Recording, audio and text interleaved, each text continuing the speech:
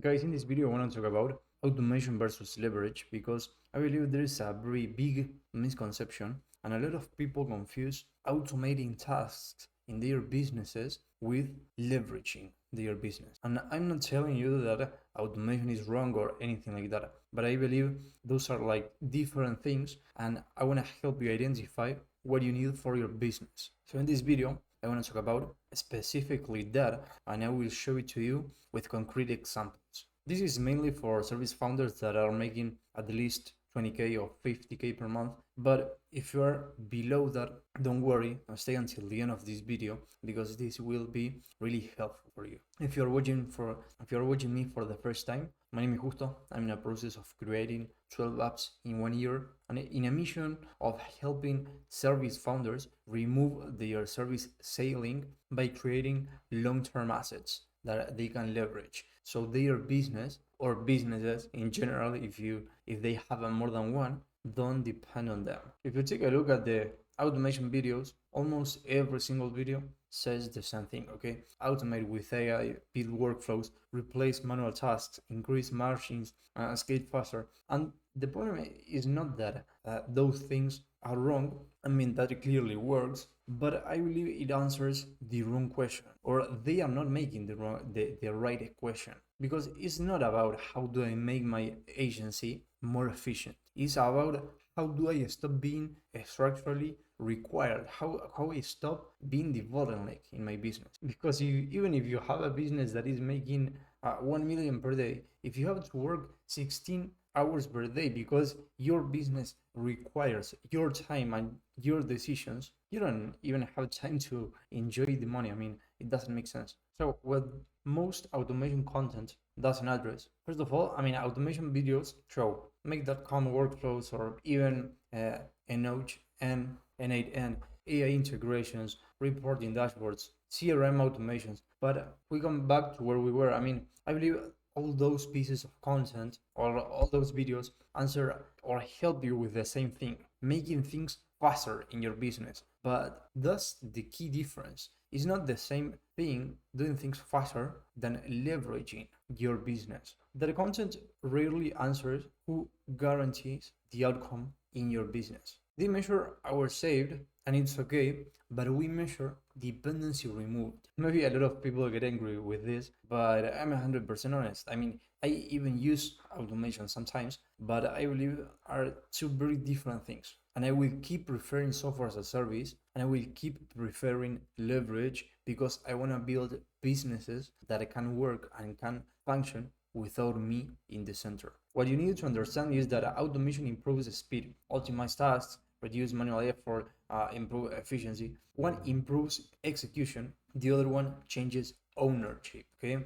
Leverage changes dependency in the business, reduces founder dependency, converts judgment into rules, embeds decision logic into systems, and most importantly, allows growth without proportional oversight. Because the main problem that service businesses typically have is that their stress and the time that they need to put in their businesses grows in the same proportion with the money that they are making. Automation sometimes feels like enough because it's basically visible. A workflow diagram, a dashboard, an AI content generator, an automated client onboarding. It feels like progress, and it is progress operationally. But for me, the most important thing is if the outcome survive without you. By the way, if you are liking this video, you would help me a lot if you subscribe to the channel and you hit the like button, because in that way we can keep growing this amazing community and I can keep putting more effort into these videos. And if you want me to help you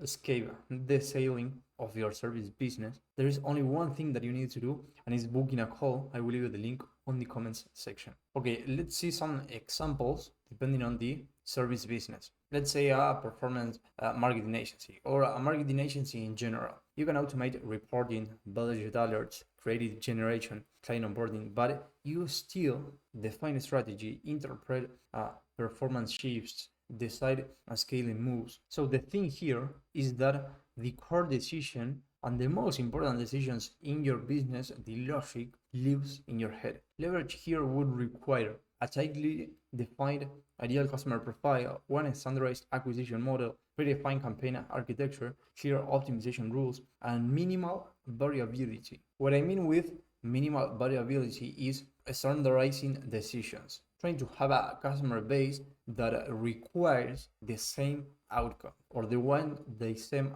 outcome and can be achieved with the same process. Because if you have that, you can convert that into a software as a service application. Let's say you have a RevOps or system consulting. You can automate CRM builds, reporting dashboards, tool integrations, but you still architect custom solutions, interpret business strategy, resolve complex exceptions. Leverage here will require a defined operational model, a standardized architecture, what I was telling you, clear implementation rules, limited customization, embedded decisions, thresholds. That's when dependency starts shifting. Now, a lot of founders get this completely wrong. They confuse what I was telling you, automation with leverage. And then directly they take a part of their business and they automate, they improve margins, they build something software as a service like, and they hope it breaks the ceiling. They hope that thing they build removes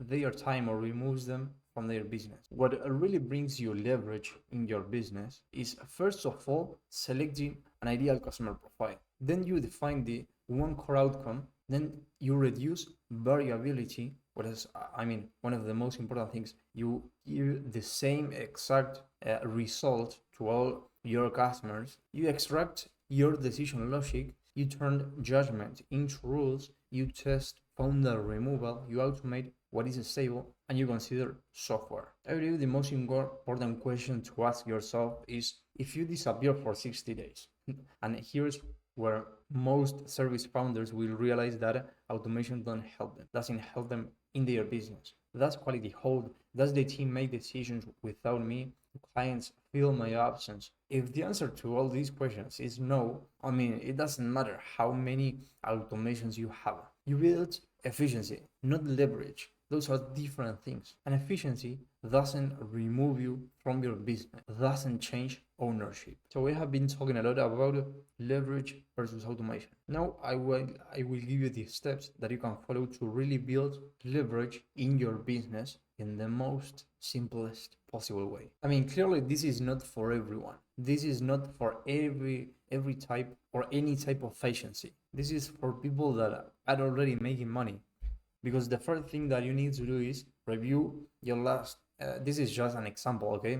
15 to 20 clients. And you start paying attention to the decisions that you take every single day with those clients. You write explicit rules, noticing rules. You define the single outcome that they will get and you're trying to sell. You eliminate offers that introduce excessive variability. And why you are doing this? Because if you don't reduce variability, it's very difficult to scale, because you have to, you need to have a lot of different processes in your business, and that's where you are trying to reduce. And finally, you only then evaluate what stable components can be automated. Once you did that, creating a software as a service application becomes far more easier, way more easier, because you already went through all the steps that convert your service into something standardized, something that has the same process and the same desired outcome. And if you want me to help you with this, the only thing that you need to do is booking a call. You will have the link in the comment section. Thank you very much for watching, and I hope to see you